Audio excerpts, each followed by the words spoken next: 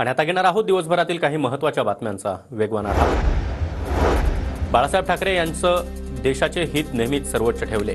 बाळासाहेबांनी प्रतिकूल परिस्थितीत देखील तत्वांची तडजोड केली नाही। बाळासाहेब ठाकरेंच्या जयंतीनिमित्त केंद्रीय मंत्री अमित शहा यांचं ट्विट। अमित शहांना बाळासाहेब माहितीच नाहीत। भाजपनं शिवसेनेच्या नावानं राजकारणामध्ये चायना माल आणला। संजय राऊतांचा अमित शहांसह शिंदे गटावर निशाणा। बाळासाहेब ठाकरेंना भारतरत्न पुरस्कार मिळालाच पाहिजे। काहींना नियम डावलून भारतरत्न दिला गेला। ढोंग बंद करा आणि बाळासाहेबांसह सावरकरांना देखील भारतरत्न द्या। खासदार संजय राऊतांची केंद्र सरकारकडे मागणी। बाळासाहेब ठाकरे यांच्या जयंतीनिमित्त तानाजी सावंत यांनी दिलेल्या जाहिरातीवरून चर्चा। जाहिरातीमधून धनुष्यबाण चिन्ह गायब, तर एकनाथ शिंदेंचा फोटो लहान असल्यानं चर्चा।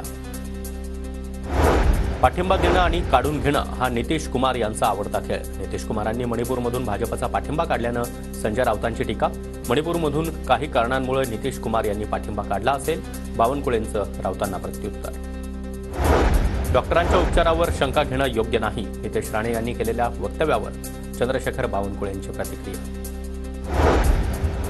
कुर्ल्यामधील नेहरू बस डेपोची मंत्री प्रताप सरनाईक यांच्याकडून पाहणी। मंत्री प्रताप सरनाईक यांनी एसटीच्या अधिकाऱ्यांना चांगलंच झापलं। माजी आमदार विलासराव जगताप आणि तमनगौडा रवी पाटलांची भाजपमधून हकालपट्टी। गोपीचंद पडळकर यांच्या सांगण्यावरून कारवाई केल्याचा रवी पाटलाचा आरोप।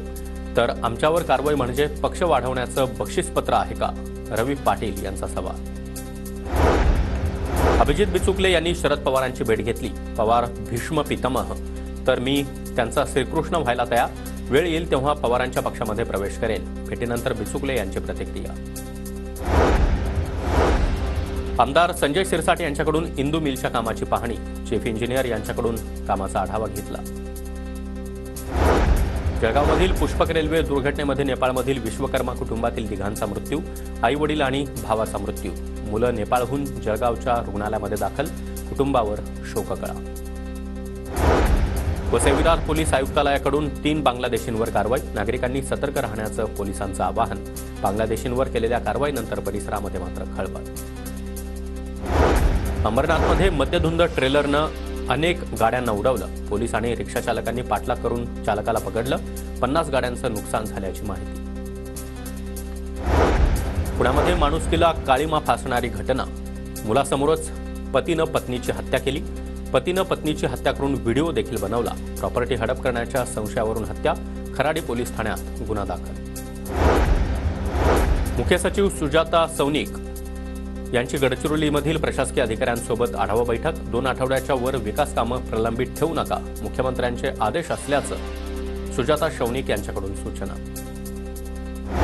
पालघरच्या तलासरीमध्ये जिल्हास्तरीय कबड्डी स्पर्धेचं आयोजन। आमदार विनोद निकोले यांच्याकडून पहिल्या सर्व्हिस करत स्पर्धेचं उद्घाटन।